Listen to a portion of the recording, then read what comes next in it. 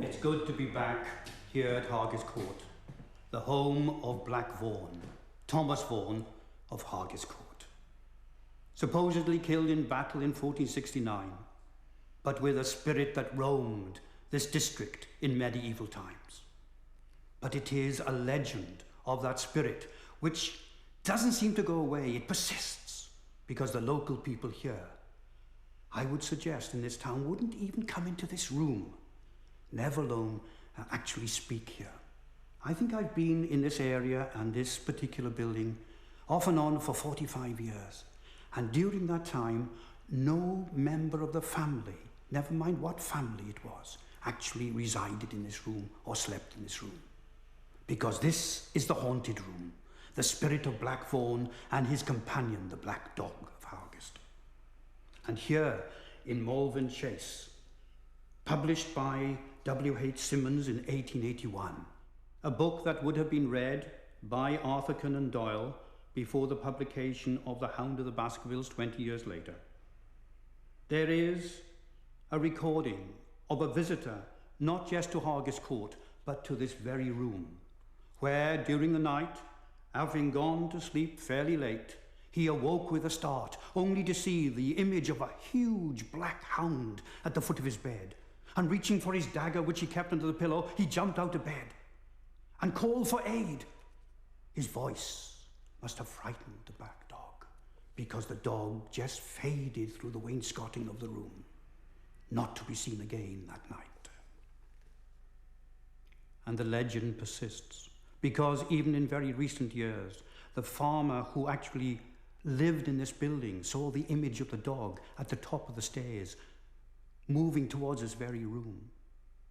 And it was only a couple of years later, in the early 1990s, that I organised a party of upper sixth children from Lady Hawkins School in Kington to actually stay overnight in this very room, raising money for charity. We had, of course, electricity laid on, but we brought torches and lanterns, as well as food and bed clothing, all arranged. It was winter nights. I came here at the allotted time of 7 o'clock and waited till 8. No one appeared.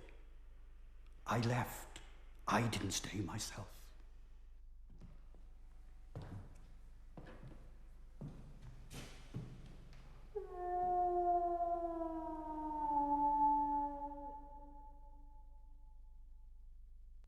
The story of the Hound of the Baskervilles has delighted generations of readers, but the legend at its heart has remained an intriguing mystery.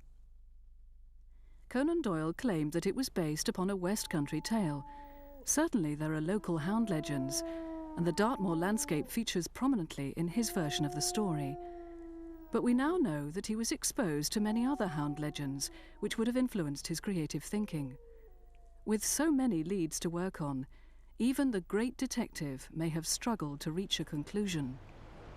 When this issue of the Strand magazine came out in August 1901, containing the first episode of The Hound of the Baskervilles, Arthur Conan Doyle was assured of the commercial success of the story.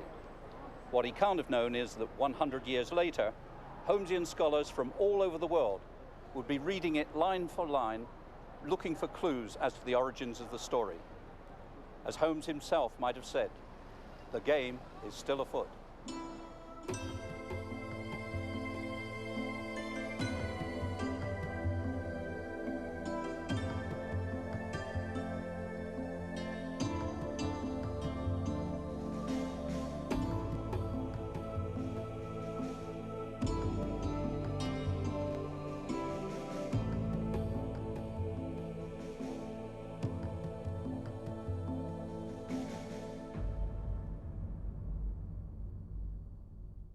There is a book to accompany this programme, priced £24.95, available from all good bookshops or by phoning Hullsgrove Direct on 01884 243 242.